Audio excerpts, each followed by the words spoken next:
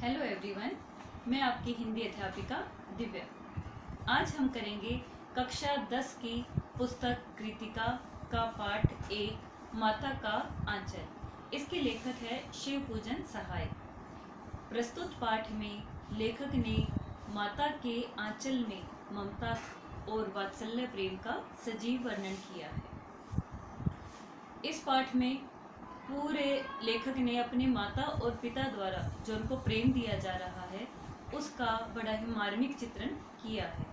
जैसे माँ द्वारा बच्चे को नहला धुलाकर कपड़े पहनाकर अपने साथियों के साथ खेलने भेजना, पिता द्वारा पूजा करने के बाद बच्चे को तिलक लगाना तथा बच्चे को मोर, कबूतर, चिड़िया आदि बनावटी नाम देकर खाना खिलाना, पिता द्वारा बच्चे को कंधे पर बिठाकर खेलना या मेले लेके जाना, पिता द्वारा कुश्ती में बच्चे के साथ खेलना और बच्चे को खुश करने हेतु स्वयं को हरा देना और पिता दो की मूंछों के साथ बच्चे का खेलना, माँ द्वारा किसी भी विपदा या कष्ट के समय अपने आंचल में बच्चे को छिपा लेना और एक अच्छी सी झप्पी देना, इस तरह की बातें सारी लेखक ने इस पाठ के द्वारा उजागर की है। लेकिन साथ ही साथ लेखक को एक दुख भी प्रकट किया है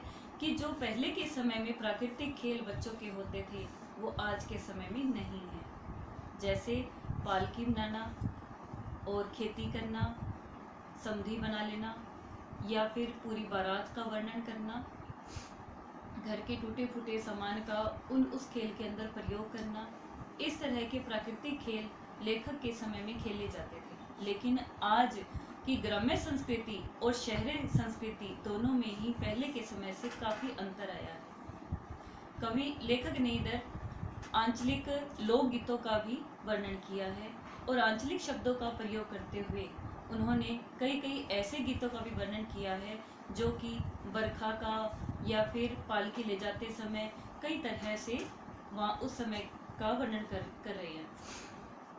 लेखक ने बच्चे के प्रति माता पिता के वात्सल्य प्रेम से पूरे पाठ में एक सजीवता उत्पन्न की है। तो आइए पढ़ते हैं पाठ माता का आंचल।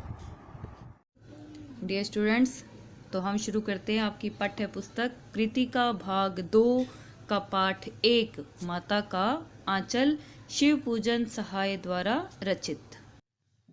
प्रस्तुत पाठ माता का आंचल में लेखक ने समाज के व्यवहार की सच्चाई का वर्णन करते हुए बताया है। सबसे पहले उन्होंने बताया, जहाँ लड़कों का संग तहाँ बाजे मृदंग, जहाँ बूढ़ों का संग तहाँ खर्चे का तंग। मृदंग होता है एक प्रकार का वाद्य यंत्र कि समाज में युवा जहाँ मौज मस्ती में रहते हैं वहीं बूढ़े व्यक्ति के जीवन में कठिनता से भरे होते हैं, अर्थात उन्हें जीवन यापन करने के लिए अनेक खर्चे करने पड़ते हैं। आगे है, हमारे पिता तड़के उठकर निबड़ नहाकर पूजा करने बैठ जाते थे। लेखक बताते हैं कि हमारे पिताजी सुबह जल्दी उठकर, तड़के का मीनिंग होता है सवेरा, कि सुबह जल्दी उठकर नहा धोकर पूजा के लिए बैठ जाते थे। हम बचपन से ही उनके अंग लग गए थे, हम बचपन से ही उनके साथ साथ रहने लगे थे। माता से केवल दूध पीने तक का ही नाता था। लेखक बता रहे कि हमारा नाता माता से केवल दूध लेने तक का ही था, अन्यथा हम हर एक काम में पिता के सहयोगी रहते थे। इसलिए पिता के साथ ही हम भी बाहर की बैठक में ही सोया करते। पिता के साथ वो बाहर बैठक होता है ड्राइंग रूम, तो वहीं सो जाया करते थे। वह अपने साथ भी हमें भी उठाते और साथ ही नहला धुलाकर पूजा पर बिठा लेते। अब लेखक यहाँ हम का प्रयोग अपने और अपने भाई के लिए कर रहे हैं। अब लेखक बता रहे हैं कि हमें भी नहला धुलाकर मेरे पिताजी मुझे और मेरे भाई को पूजा में बिठा लेते थे। हम भभूत का तिलक लगा देने के लिए उनको दिक करने लगते थे कि हम उन्हें बभूत होती है जो अगरबत्ती और धूप को जलाने के बाद जो मटेरियल रह जाता है उसे बभूत बोलते हैं। अब लेखक बता रहे हैं कि हमें उसका बबूत का तिलक लगा दिया जाता था और उनको दिख करने लगते थे कि उन्हें हम देखने लगते थे, कुछ हंसकर, कुछ झुंझलाकर और कुछ डांट कर। वह हमारे चौड़े लिलार में त्रिपुंड कर देते थे। हाँ जी, इसका मतलब है लिलार का ललाट, अर्थात जो हमारा माथा जहाँ तिलक लगाया जाता है। त्रिपुंड एक प्रकार का ऐसा तिलक जिसमें 3 आड़ी या फिर अर्धचंद्राकार रेखाएं बनाई जाती हो।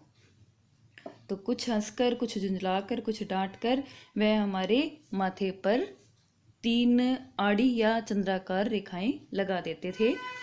हमारे लिलार में भभूत खूब खुलती थी, अर्थात हमारे माथे पर लगाए हुए बबूत का तिलक बड़ा ही हमें अच्छा लगता था। सिर में लंबी लंबी जटाएं थी। बबूत रमाने से हम खासे बम भोला बन जाते थे कि मेरे बाल जो थे वो लंबे थे। लेखक बता रहे हैं उनके बाल लंबे होने के कारण और तिलक लगा देने के कारण वो शिवजी भगवान के जैसे लगते थे। पिताजी हमें बड़े प्यार से भोलानाथ कहकर पुकारा करते, पर असल में हमारा नाम था तारकेश्वर नाथ। हम भी उनको बाबूजी कहकर पुकारा करते और माता को मैया। लेखक अपने बचपन में सबका वर्णन करें कि पिताजी उन्हें प्यार से भोलानाथ कहते थे, क्योंकि लेखक के माथे पर बबूत लगने कारण और लंबी जटाएं बाल होने के कारण उन्हें वो भोलानाथ ही कहते थे। और असल में नाम था लेखक का तारकेश्वर नाथ। और आगे लेखक ने बताया है कि हम भी उनको बाबूजी कहकर पुकारते और माँ को हम बोलते थे मैया। जब बाबूजी रामायण का पाठ करते तब हम उनकी बगल में बैठे बैठे आईने में अपना मुंह निहारा करते थे। लेखक बता रहे हैं कि जब उनके पिताजी रामायण का पाठ पढ़ते थे तो उनकी बगल में एक शीशा रखा हुआ था और शीशे में देखकर लेखक और उनका भाई अपने ही मुखड़े पर नाच करते थे। जब वह हमारी ओर देखते तब हम कुछ लज्जाकर और मुस्कुराकर आईना नीचे रख देते थे। लज्जाकर यानी कि शर्माकर और मुस्कुराकर शीशे को नीचे रख देते थे। वह भी मुस्कुरा पड़ते थे, अर्थात लेखक के पिताजी भी उन्हें देखकर मुस्कुरा देते थे। पूजा पाठ कर चुकने के बाद भी वह राम राम लिखने लगते कि पूजा पाठ करने के बाद वो उनकी एक पोथी थी, उसमें राम का नाम लिखने लग जाते। अपनी एक रामा बही पर 1000 राम नाम लिखकर वह उसे पाठ करने की पोथी के साथ ही बांध कर रख देते। अब लेखक बता रहे कि राम नामा एक बही थी और उस पर 1000 बार हर रोज उनके पिताजी राम का नाम लिखते थे और उसे हर पोथी के साथ में बांध कर भी रख देते। आगे है, फिर 500 कागज के छोटे छोटे टुकड़ों पर राम नाम लिखकर आटे की गोलियों में लपेटते और उन गोलियों को लेकर गंगा जी की ओर चल पड़ते थे। कि वो गोलियों पर 500 कागज के और टुकड़े लेते, उन टुकड़ों पर राम का नाम लिखते और आटे की गोलियों में लपेट देते। उन गोलियों को लेकर गंगा जी यानी कि नदी, गंगा किनारे चल पड़ते थे। उस समय भी वह हम उनके कंधे पर विराजमान रहते थे, अर्थात लेखक बता रहे हैं कि उस समय भी हम पिताजी कंधे पर बैठे रहते थे। जब वह गंगा में एक एक आटे की गोलियां फेंक कर मछलियों को खिलाने लगते तब भी हम उनके कंधे पर ही बैठे बैठे हंसा करते थे। जब वह मछलियों को चारा देकर घर की ओर लौटने लगते तब बीच रास्ते में झुके हुए पेड़ों की डालों पर हमें बिठाकर झूला झुलाते थे, जैसा कि लेखक ने चित्र में भी दर्शा रखा है। ये देखिए। आगे है, कभी कभी बाबूजी हमसे कुश्ती भी लड़ते। वह शिथिल होकर हमारे बल को बढ़ावा देते और हम उनको पछाड़ देते थे। कि बाबूजी जब लेखक के साथ उनके पिताजी कुश्ती करते थे तो वो कभी कभी जानबूझकर हार जाते थे और लेखक को लगता था जब वो छोटे थे कि हमने तो अपने पिताजी को ही हरा दिया।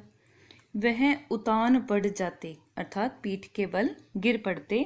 हम उनकी छाती पर चढ़ जाते थे। जब हम उनकी लंबी लंबी मूछें उखाड़ने लगते तब वह हंसते हंसते हमारे हाथों को मूछों से छुड़ाकर उन्हें चूम लेते थे। यहाँ वात्सल्य रस का भरपूर वर्णन हुआ है। वात्सल्य रस इतना उमड़ पड़ा है कि लेखक को अपनी हर छोटी छोटी बात बचपन की याद आ रही है। फिर जब हमसे खट्टा और मीठा चुम्बा मांगते तब हम बारी बारी कर अपना बायां और दाहिनी गाल उनके मुख की तरफ फेर देते थे। एक बच्चे के साथ स्नेह और वात्सल्य का वर्णन हुआ है। बाएं का खट्टा चूमा लेकर वह जब दाहिने का मीठा चूमा लेने लगते तब अपनी दाढ़ी या मूछ हमारे कोमल गालों पर गड़ा देते थे। हम झुंझलाकर फिर उनकी मूछें नोचने लग जाते थे। इस पर वह बनावटी रोना रोने लगते और हम अलग खड़े खड़े खिलखिलाकर हंसने लग जाते थे। उनके साथ हंसते हंसते जब हम घर आते तब उनके साथ ही हम भी चौके पर खाने बैठते थे। वह हमें अपने ही हाथ से फूल के कटोरे में गोरस और भात सान कर मिलाकर गूंथ कर खिलाते थे।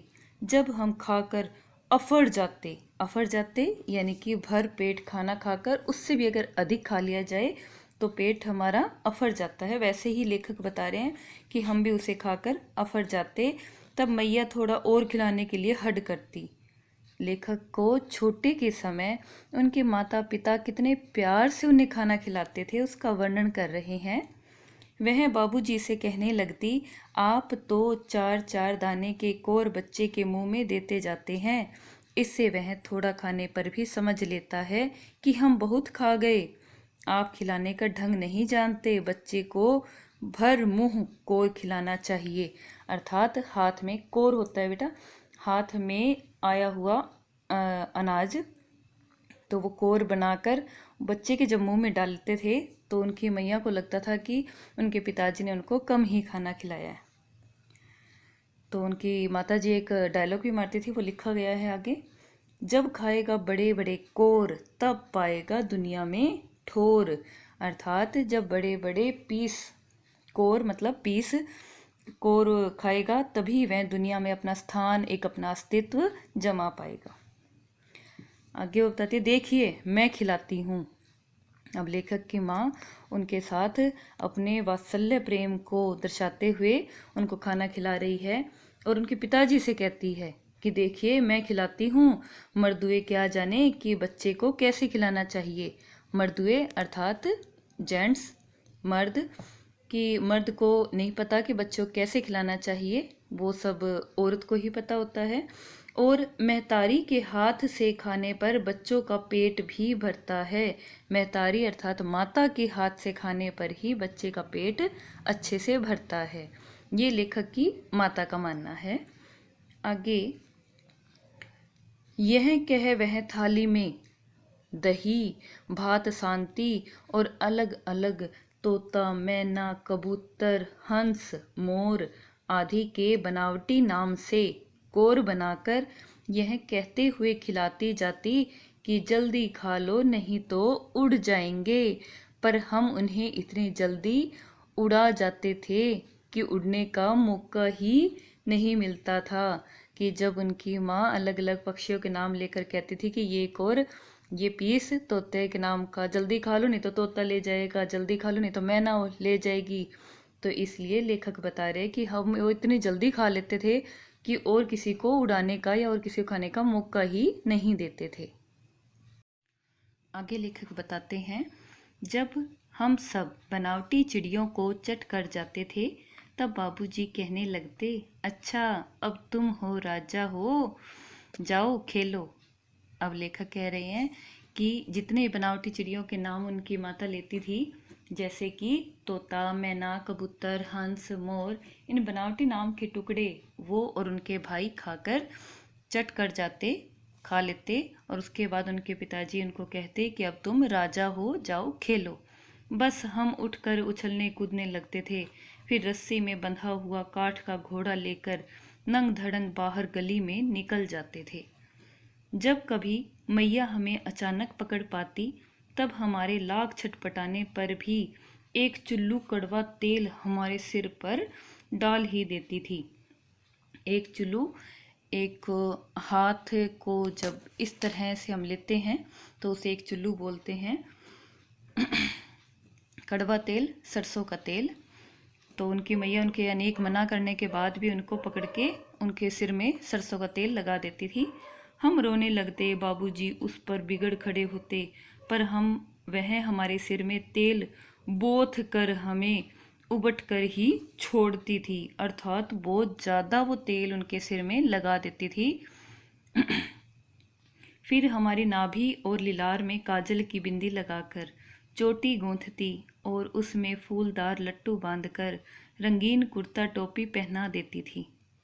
अब लेखक बता रहे हैं कि फिर हमारी नाभि हमारी पेट के मध्य भाग को बोलते हैं, लिलार हमारे मस्तिष्क जहाँ पर तिलक लगाते हैं में काजल की बिंदी लगाती थी और हमारी चोटी गूंथी और उसमें फूलदार एक लट्टू बांध देती थी कि रिबन वगैरह से, जैसे कि लट्टू बांध देना, गांठ मार देना उसकी, और रंगीन कुर्ता टोपी पहना हमें देती थी। वह हम खासे कन्हैया बनकर बाबूजी की गोद में सिसकते सिसकते बाहर आते थे। अब यहाँ लेखक बता रहे हैं कि हमें इतना सुंदर हमारी माता तैयार कर देती, तेल लगाकर, काजल की बिंदी लगाकर, ठीक है, चोटी गूंथ कर। उसके बाद लेखक का कहना है कि हमें कन्हैया जैसे लगते थे और उसके बाद बाबूजी की गोद में बैठकर हम बाहर आ जाते। बाहर आते ही हमारी बाट जोहने वाला बालकों का एक झुंड मिल जाता था कि जो लेखक के दोस्त थे, मित्र थे, वो लोग, बाट जोहना होता है प्रतीक्षा करना, कि प्रतीक्षा करने वाले हमारे साथी मित्र का एक झुंड मिल जाता। हम उन खेल के साथियों को देखते ही सिसकना भूलकर बाबूजी की गोद से उतर पड़ते और अपने हमजोलियों के दल में मिलकर तमाशे करने लग जाते थे। हमजोली साथी मित्र को कहा जाता है कि हम, जब हमारी माता इतना कड़वा तेल लगाती थी तो उसके कारण वो सिसकने लग जाते, मतलब सिसकियाँ भरने लग जाते, लेकिन जब वो अपने साथियों को देखते थे तो सिसकियाँ भूलकर बाबूजी गोद से उतरकर अपने दल में शामिल हो जाते और खेल तमाशों में ध्यान देते थे। आगे है, तमाशे भी ऐसे वैसे नहीं, तरह तरह के नाटक, चबूतरे का एक कोना ही नाटक घर बनता था। तमाशे भी लेखक के टाइम में ऐसे वैसे नहीं होते थे कि आज के समय में तो जितना मोबाइल का युग आ गया है उतना ही ज़्यादा बच्चे खेलना भूल गए हैं, लेकिन लेखक उस समय के इसीलिए सभी मतलब खेल का वर्णन कर रहा है ताकि आप लोगों को पता लगे कि उस समय में किस तरह के खेल खेले जाते थे, कितनी ज़्यादा फिजिकल एक्सरसाइज भी होती थी। कि तमाशे भी ऐसे वैसे नहीं, तरह तरह के नाटक होते थे।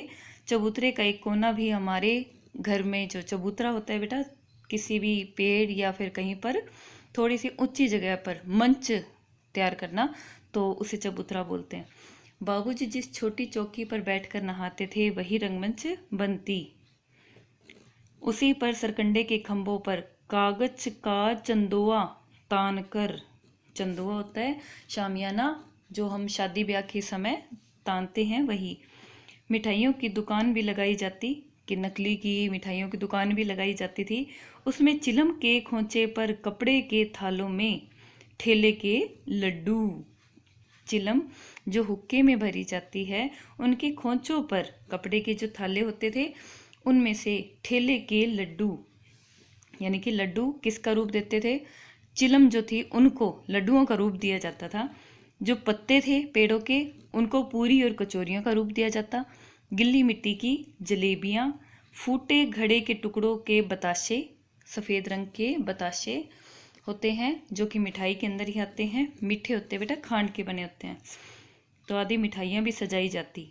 ठीकरों के बटखरे और जस्ते के छोटे छोटे टुकड़ों के बटखरे और जस्ते के छोटे छोटे टुकड़ों के पैसे बनते। कि जब ठीकरे होती है, जब घड़ा टूट जाता है तो उसके छोटे छोटे पीसेज होते हैं उन्हें ठीकरे कहते हैं। उन्हीं को वो छोटे छोटे टुकड़ों को ही पैसे बनाते थे, मतलब नकली के नाटक करते हुए। हम ही लोग खरीदार और हम ही लोग दुकानदार होते थे। बाबूजी भी 2-4 गोरखपुरिये पैसे खरीद लेते थे, अर्थात उनके बाबूजी भी उनके साथ ही मिलकर नाटक का एक भाग बन जाते, वो भी कोई चीज़ खरीदने के लिए नाटक में शामिल हो जाते। थोड़ी देर में मिठाई की दुकान बढ़ाकर हम लोग गोरोंदा बनाते थे।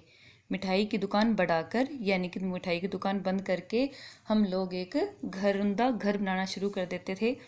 धूल की मेड़ दीवार बनती, तिनकों का छप्पर बनता, दातुन के खंबे, दिया सलाई की पेटियों के किवाड़, घड़े के मुंडे की चूल्हा चक्की, दिए की कढ़ाई, बाबूजी की पूजा वाली आचमनी कलछी बनती थी।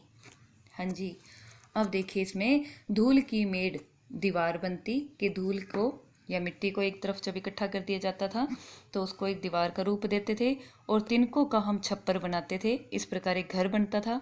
अब घर के अंदर देखिए खंबे किसके बनाते थे? दातुन, नीम की दातुन या फिर किक्कर की, जो एक लंबी डंडी होती है जिससे कि दातुन भी किया जाता है, उन्हें खंबे का रूप दिया जाता। दिया सिलाई की पेटियों के किवाड़ बनते थे, लकड़ी की जो दिया सिलाइयाँ होती है उनकी जो पेटियाँ, उनके ऊपरी भाग से किवाड़ों का रूप दिया जाता। घड़े के मुंडे की चूल्हा चक्की, घड़े का जो ऊपर का मुंह होता है, टूटे हुए घड़े का ऊपर का मुंह, उसकी चूल्हा चक्की का रूप दिया जाता। दिए जो हम दिवाली पर दिए जलाते हैं उन्हें कढ़ाई का, और बाबूजी जब पूजा करते थे उसमें एक आचमनी, एक कड़छी टाइप होती है बेटा, तो उसका प्रयोग करते थे, उसे भी ये अपने घर का एक हिस्सा बना लेते। पानी के घी, धूल के पिसान, बालू की चीनी से हम लोग जोनार तैयार करते थे। हाँ जी, पानी का घी यानी कि घी किसे बोलते थे? वो पानी लेके थोड़ा सा उसे घी का रूप देते। धूल के पिसान के धूल को थोड़ा से आटे का रूप देते थे। बालू मिट्टी को चीनी का रूप देते थे। और उसके बाद जोनर होता है बेटा, भोज या दावत, उसे वो तैयार करते थे। हम ही लोग जोनर करते, हम ही लोगों की जोनर बैठती थी, यानी कि हम ही तो खाना देने वाले बनते थे और हम ही भोजन करने वाले बनते थे। जब पंगत बैठ जाती थी तब बाबूजी भी धीरे से आकर पांत के अंत में जीमने के लिए बैठ जाते थे, कि हमारे बाबूजी भी हमारे नाटक का एक हिस्सा बन जाते थे। कि जैसे हम खाना खाने के लिए सबको बिठाते थे तो पांत पंक्ति में आकर लास्ट में हमारे बाबूजी भी बैठ जाते थे। उनको बैठते देखते ही हम लोग हंसकर और घरौंदा बिगाड़ कर भाग चलते थे। वह भी हंसते हंसते लोटपोट हो जाते और कहने लगते, फिर कब भोज होगा भोलानाथ। वो भी मजाक में उनको किसी न किसी तरह चिढ़ाने लग जाते। लेखक आगे बताते हैं, कभी कभी हम लोग बारात का भी जुलूस निकालते थे। कनस्तर का तंबूरा बजता, अमूल्य को घिसकर शहनाई बजाई जाती। लेखक अब वे कभी कभी बारात का जुलूस निकालते थे, उसमें कनस्तर का तो तंबूरा, आम के पौधे की शहनाई बजाई जाती। अमूल्य आम का पौधा। टूटी चूहेदानी की पालकी बनती, हम समधी बनकर बकरे पर चढ़ जाते। कि जो हमारे घर की टूटी हुई चूहेदानी होती उसको हम अपनी पालकी का रूप देते थे और समधी बनकर बकरे पर चढ़कर हम बारात लेकर चल देते थे। चबूतरे के एक कोने से चलकर बारात दूसरे कोने में जाकर दरवाजे लगती। वहां काठ की पटरियों से घिरे, गोबर से लिपे, आम और केले की टहनियों से सजाए हुए छोटे आंगन में कुलिये का कलसा रखा रहता था। कलसा यानी कि मटका टाइप, वो रखा रहता था। और वहाँ पर एक मंडप का सारा सामान भी रखा होता था, जैसे गोबर से लिपे, आम और केले की टहनियों से सजे हुए छोटे से आंगन में कलश रखा होता था, जिससे कि पूरे बारात लेकर जो आते हैं, बाद में शादी वगैरह होती है, वो सारी चीज़ें वो अपने नाटक में शामिल करते थे। वहीं पहुंचकर बारात फिर लौट आती थी। लौटने के समय खटोली चारपाई का छोटा रूप, लाल ओहार डालकर, लाल ओहार होता है पर्दे के लिए डाला हुआ कपड़ा, उसमें दुल्हन को चढ़ा लिया जाता था। यानी कि खेल खेल में नकली में ही उन्होंने एक पालकी टाइप बना लेते थे, पालकी के अंदर एक दुल्हन को भी चढ़ा लिया जाता था। लौट आने पर बाबूजी जो ही ओहार उघार कर दुल्हन का मुख निहारने लगते, अर्थात जो उन्होंने कोई गुड़िया वगैरह ले रखी थी, तो जैसे उनके बाबूजी आते उनके खेल का हिस्सा बनने के लिए, और वो बड़ी चपलता के साथ में, बड़ी चतुराई के साथ में दुल्हन का मुख निहारने के लिए घूंघट को जैसे ही ऊपर करते तो ही हम लोग हंसकर भाग जाते। तो लेखक और लेखक के जो साथी थे वो सभी हंसकर वहां से निकल लेते। थोड़ी देर बाद फिर लड़कों की मंडली जुट जाती थी। इकट्ठा होते ही राय जमती की खेती की जाए। अब उनका खेल जो है वो खेती करने से रिलेटेड था। बस चबूतरे के छोर पर घिरनी गड़ जाती और उसके नीचे की गली कुआं बन जाती थी। अब हमें फसल के लिए पानी की सबसे अधिक जरूरत होती है तो वो लोग कुएं का भी इंतजाम कर देते थे। मूंज की बटी हुई पतली रस्सी में एक चुक्कड़ बांध गराड़ी पर चढ़ाकर लटका दिया जाता कि जैसे कुएं से पानी निकालने के लिए हमें रस्सी पर एक गरारी के ऊपर से रस्सी जाते हुए और पानी को खींचते हुए होती है, वैसे ही वो लोग नकली में ही चबूतरे के छोर से लेकर और एक नीचे गली तक इस तरह से कुएं का रूप दे देते थे। और दो लड़के बैल बनकर मोट खींचने लग जाते, यानी कि खेत जोतने लग जाते। चबूतरा खेत बनता, जिनका चबूतरा था उसे तो वे खेत बना लेते। कंकड़ बीज, जो वहां पर कंकड़ पड़े होते उन्हें बीज का रूप देते। और ठेंगा हल जुआना, और अपने अंगूठे के बल पर हल को जुआते थे। जैसे हल चलाया जाता है वैसे ही देखिए इस तरह से ऐसे ऐसे करके अपने अंगूठे के बल पर ही खेत में जैसे हल चलाया जाता है उसी तरह से वो कर देते। बड़ी मेहनत से खेत जोते बोए और पटाए जाते। फसल तैयार होते देर न लगती और हम हाथों हाथ फसल काट लेते थे। काटते समय यह गाते थे। अब देखिए उनकी तरफ से तो 2 मिनट में ही फसल भी तैयार हो जाती थी उनके खेल की फसल, और हाथों हाथ वो फसल को काट भी लेते थे। और काटते समय जो गीत गाते थे वो भी लेखक ने बखूबी यहाँ बताया है। ऊंच नीच में बई कियारी, जो उपजी सो भई हमारी। के ऊंचे नीचे जगह में जो हमने क्यारी बोई है, जो उपजी सो भई हमारी, जो भी उपज होगी वो भैया हमारी होगी। फसल को एक जगह रखकर उसे पैरों से रोन डालते थे। कसोरे का सूप बनाकर ओसाते। कसोरा मिट्टी का बना हुआ एक बर्तन होता है जिसमें वो एक पानी डालकर ऊपर नीचे करते, जिसे कि वो सूप का रूप देते। मिट्टी की दिए के तराजू पर तोलकर राशि तैयार कर देते थे कि जैसे फसल को तैयार होने के बाद उसे बेचते हैं और बेचते समय उसे तराजू में तोला जाता है, वैसे ही वो बच्चे भी अपने खेल में नकली की जो फसल थी उसे तराजू में तोलते थे। इसी बीच बाबूजी आकर पूछ बैठते थे, इस साल की खेती कैसी रही भोलानाथ? तो उनके पिताजी बड़े मजाक में ये बात पूछ लेते कि भोलानाथ इस साल की खेती कैसी हुई? बस फिर क्या, हम लोग ज्यों का त्यों खेत खलिहान छोड़कर हंसते हुए वहां से भाग जाते। कैसी मौज की खेती थी। अब लेखक अपने पुराने दिनों को याद करते बता रहे कि उस समय में बहुत ही मौज मस्ती रहती थी। कभी वो खेती करते तो कभी बारात का सीन तैयार करते थे।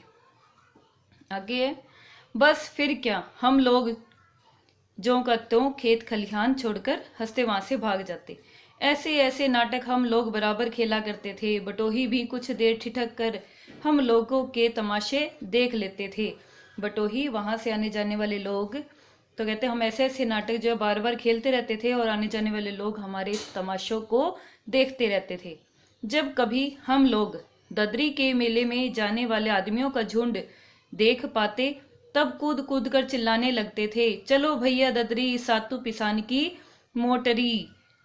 अर्थात कि चलो भैया ददरी, ददरी एक जगह का नाम है जहाँ मेला लगता है। सातों पिसान की मोटरी के 7 तरह का आटा पीस कर वहां ले जाया जाता है। अगर किसी दूल्हे के आगे आगे जाती हुई ओहारदार पालकी देख पाते तब खूब जोर से चिल्लाने लगते थे। रहरी में रहरी पुरान रहरी, डोला के कनिया हमार मेहरी। अब लेखक और उनके जो साथी थे जब वो सभी एक बारात को जाते हुए देखते हैं तो एक गीत गाते हैं। रहरी अरहर को कहा जाता है। रहरी में रहरी के अरहर में अरहर, पुरान रहरी कि वो जो पुरानी हो गई है वही रह गई है। डोला के कनिया हमार मेहरी कि जो दुल्हन को ले जाने के लिए जा रहे हैं, हमार मेहरी वो हमारे अतिथि हैं। इस पर एक बार बूढ़े वर ने हम लोगों को बड़ी दूर तक खदेड़ कर डेलों से मारा था। एक बार किसी बूढ़े वर जिसकी शादी हो रही थी वो व्यक्ति बूढ़ा था, तो उन्होंने बहुत दूर तक हमें ठेलों से मारा था। उस खसूट खब्बीस की सूरत आज तक हमें याद है। वो उसके लेखक बड़े ही व्यंग्य भाव में लिख रहा है, खसूट खब्बीस की सूरत उसे आज भी याद है। न जाने कि ससुर ने वैसा जमाई ढूंढ निकाला था।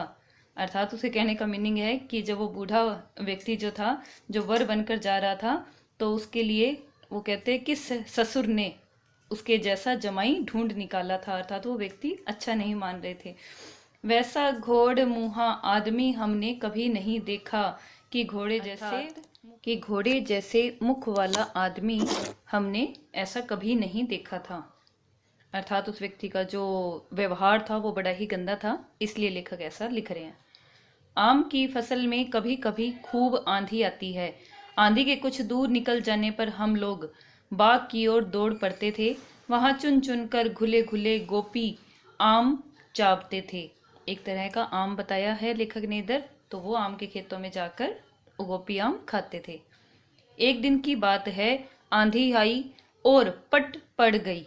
आकाश काले बादलों से ढक गया। मेघ गरजने लगे, बिजली कौंधने और ठंडी हवा सनसनाने लगी। पेड़ झूमने और जमीन चूमने लगे। हम लोग चिल्ला उठे, एक पैसा की लाई, बाजार में छितराई, बरखा उधरे बिलाई। अब ये लेखक एक गीत गा रहे हैं जो कि आसमान में काले बादल छाने पर और बिजली कौंधने के समय जब ठंडी हवा चल रही थी तब गाया जाता है, एक पैसा की लाई, एक पैसा यानी कि पैसा, बाजार में छितराई, बाजार में बिखराना, बरखा उधरे बिलाई। तो इसी प्रकार बरखा भी क्या है, वो हर जगह फैल रही है। लेकिन बरखा न रुकी और भी मूसलाधार पानी होने लगा। हम लोग पेड़ों की जड़ से धड़ से सट गए, जैसे कुत्ते के कान में अंठई चिपक जाती है, मगर बरखा जमी नहीं, थम गई। अब धीरे धीरे बारिश जो है वो तेज होने लगी है। लेखक और उनके साथी घर से बाहर है। हम लोग पेड़ों की जड़ से धड़ से सट गए, अर्थात हम पेड़ों के साथ में चिपक गए, जैसे कुत्ते के कान में अंठई चिपक जाती है। अंठई होता है बेटा कुत्ते के शरीर से चिपकने वाला एक कीड़ा। मगर बरखा जमी नहीं, थम गई। लेकिन उसके बाद बारिश रुक गई। बरखा बंद होते ही बाग में बहुत से बिच्छू नजर आए। हम लोग डरकर भाग चले। हम लोगों में बैजू बड़ा ढीठ था। संयोग की बात, बीच में मूसन तिवारी मिल गए। बेचारे बूढ़े आदमी को सूझता कम था। एक मूसन तिवारी नाम के एक व्यक्ति है जो कि बुजुर्ग हो गए हैं। बैजू उनको चिढ़ाकर बोला, तो बैजू उनको चिढ़ाकर कहता है, बैजू लेखक का दोस्त है, सखा है, बुढ़वा बेईमान मांगे करेला का चोखा। बुढ़वा बेईमान है कि बूढ़ा व्यक्ति बेईमान है और करेले का चोखा, इतना बेईमान हो गया फिर भी वह करेले का जूस मांग रहा है। आगे अब लेखक आपको बताएंगे। हम लोगों ने भी बैजू के सुर में सुर मिलाकर यही चिल्लाना शुरू कर दिया, यानी कि उसके साथ ही वो वही गीत गाने लग गए। मूसन तिवारी ने बेतहाशा खदेड़ा। हम लोग तो बस अपने अपने घर की ओर आंधी हो चले कि मूसन तिवारी ने जैसे हमें मारना शुरू किया तो हम लोग वहां से अपने घर की तरफ चले गए। जब हम लोग न मिल सके तब तिवारी जी सीधे पाठशाला में चले गए। वहां से हमको और बेजू को पकड़ लाने के लिए 4 लड़के गिरफ्तारी वारंट लेकर छुटे। इधर ज्यों ही हम लोग घर पहुंचे त्यों ही गुरुजी के सिपाही हम लोगों पर टूट पड़े। बैजू तो 9-2-11 हो गया, हम पकड़े गए। फिर तो गुरुजी ने हमारी खूब खबर ली कि मूसन तिवारी जी ने जब उनको मारना चाहा तो वो बच्चे आगे आगे भाग लिए। उनको मूसन तिवारी को जब नहीं मिले तो वो सीधे पाठशाला में चले गए। वहां से उन्होंने लेखक को और बैजू को पकड़ कर लाने के लिए 4 लड़के साथ में लिए। जो ही हम लोग घर पहुंचे त्यों ही गुरुजी के सिपाही यानी कि गुरुजी के जो आज्ञाकारी शिष्य थे वो हम पर टूट पड़े। बैजू तो वहां से निकल गया, लेकिन लेखक और उसका भाई पकड़ा गया। बाबूजी ने यह हाल सुना, वह दौड़े हुए पाठशाला में आए। गोद में उठाकर हमें पुचकारने और फुसलाने लगे, पर हम दुलारने से चुप होने वाले लड़के नहीं थे। रोते रोते उनका कंधा आंसुओं से तर कर दिया, यानी कि हम इतना रोए कि उनका कंधा भी आंसुओं से तर हो गया। वह गुरु जी की चिरोरी करके हमें घर ले चले। चिरोरी यानी कि प्रार्थना करके, विनती करके कि गुरु जी की विनती की मेरे पिताजी ने। उसके बाद वो लेखक को और लेखक के भाई को घर ले आए। रास्ते में फिर हमारे साथी लड़कों का झुंड मिला। अब देखिए, जब वो पाठशाला से घर की तरफ जा रहे तब भी उनमें अपने दोस्तों का एक झुंड मिल गया। वे जोर से नाचते और गाते थे। माई पकाई गरर गरर पुआ, हम खाइब पुआ न खेलब जुआ। वे अपनी भाषा में ही एक गीत गा रहे हैं कि हमारी माई ने, हमारी माता ने पुए को, यानी कि जो मालपुआ होता है वो पकाया है, वो हमने खाया है और हमने जुआ नहीं खेला। अर्थात उनको चिढ़ा रहे हैं, लेखक और उनके भाई को। फिर क्या था, हमारा रोना धोना भूल गए। हम हट करके बाबूजी की गोद से उतर पड़े और लड़कों की मंडली में मिलकर लगे वही तान सुर अलापने। तब तक सब लड़के सामने वाले मकई के खेत में दौड़ पड़े। उसमें चिड़ियों का झुंड चर रहा था। वे दौड़ दौड़ कर उन्हें पकड़ने लगे, पर एक भी हाथ न आई। हम खेत से अलग ही खड़े होकर गा रहे थे, राम जी की चिड़ई, राम जी का खेत, खा लो चिड़ई भर भर पेट। कि राम जी की चिड़िया और राम जी का खेत, चिड़िया रानी तुम भर भर पेट खा लो। हमसे कुछ दूर बाबूजी और हमारे गांव के कई आदमी खड़े होकर तमाशा देख रहे थे और यही कहकर हंसते थे कि चिड़िया की जान जाए लड़कों का खिलौना। कि लड़कों को तो अपना खिलौना लग रहा है वो चिड़िया, चिड़िया की भले ही जान ही चली जाए। सचमुच लड़के और बंदर पराई पीर नहीं समझते। अर्थात लड़के और बंदर में समानता करते हुए लेखक बताते हैं कि इन दोनों के साथ एक ही बात होती है, वो दूसरों की पीड़ा को नहीं समझते। एक टीले पर जाकर हम लोग चूहों के बिल में पानी उलीचने लगे।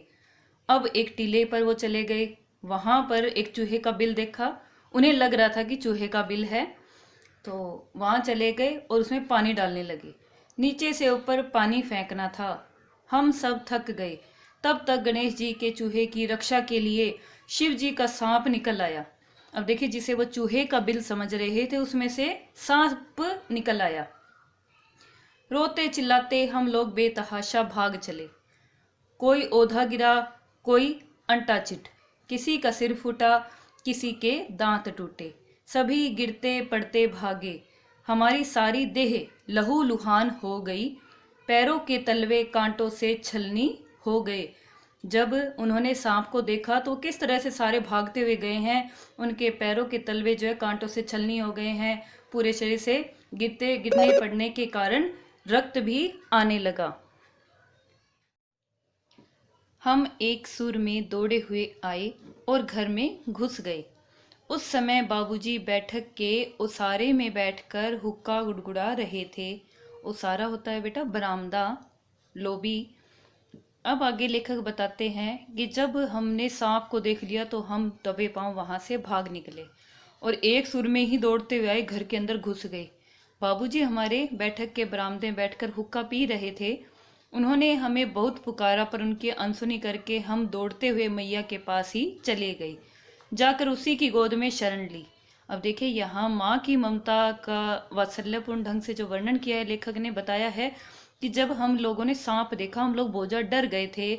उस समय भी हमने अपने पिताजी को पहले ही बरामदे में बैठे देख लिया था, लेकिन हम दौड़कर भागकर किधर गए हैं? अपनी माँ की गोद में। मैया चावल अमनिया कर रही थी। अमनिया साफ कर रही थी, जो उनकी माता थी वो चावल साफ कर रही थी। हम उसी के आंचल में छिप गए। हमें डर से कांपते देखकर वह जोर से रो पड़ी और सब काम छोड़ बैठी। अधीर होकर हमारे भय का कारण पूछने लगी। कभी हमें अंग भर दबाती और कभी हमारे अंगों को अपने आंचल से पोंछकर हमें चूम लेती। बड़े संकट में पड़ गई। अब देखिए, वो जो उनकी माँ है वो भी अपने वात्सल्य का, अपनी ममता का यहाँ परिचय बड़े अच्छे और अद्भुत ढंग से दे रही है। झटपट हल्दी पीसकर हमारे घावों पर थोपी गई, अर्थात हमारे घाव पर लगाई गई। घर में कुहराम मच गया। हम केवल धीमे सुर में सांस साह कहते हुए मैया के आंचल में लुके चले जाते थे। सारा शरीर थर थर कांप रहा था, रोंगटे खड़े हो गए थे। हम आंखें खोलना चाहते थे पर वे खुलती न थी। हमारे कांपते हुए होठों को मैया बार बार निहार कर रोती और बड़े लाड से हमें गले लगा लेती थी। इसी समय बाबूजी दौड़े आए। आकर झट हमें मैया की गोद से अपनी गोद में लेने लगे। पर हमने मैया के आंचल की प्रेम और शांति के चंदोवे की छाया न छोड़ी। अब लेखक बता रहे हैं कि जैसे ही अमित ने ज़्यादा डरे हुए थे तो हमारी माता के आंचल में ही हमें सोना ज़्यादा पसंद आ रहा था, जबकि बाबूजी भी दौड़े आए हैं, उन्होंने भी अपनी गोद में हमें लेने का प्रयास किया है, ठीक है। पर हमने मैया के आंचल में ही प्रेम और शांति मिल रही थी तो हम वहीं पर ही चिपके रहे, माँ के आंचल से ही चिपके रहे, हमने वो आंचल न छोड़ा। तो इस प्रकार ये कहानी आपको बताती है कि पिता के साथ भी बच्चे का बहुत लगाव होता है। जैसे कि इसके पाठ के शुरुआत में बताया था कि लेखक बताते हैं हमारी जो माता थी उनके साथ हमारा सिर्फ दूध पीने तक का नाता था। हम लोग सोना उठना बैठना, ठीक है, नहाना खेल में, तो उनके बाबूजी उनके साथ थे, उनके पिताजी उनके साथ रहते थे। लेकिन जब इतनी बड़ी मुसीबत आई है, लेखक और उनके जब साथियों ने सांप का सामना किया तो वहाँ से जब डर कर आए, इतने भयभीत होने के बाद लेखक को सिर्फ और सिर्फ अपने माँ की गोद में ही शांति और प्रेम मिल रहा था। तो ये थी आपकी पूरी कहानी माता का आंचल, जिसमें माँ के प्रेम और माँ के प्रति प्रेम, माँ के प्रेम, वात्सल्य रस, इनका भरपूर और अद्भुत वर्णन लेखक ने किया है। धन्यवाद।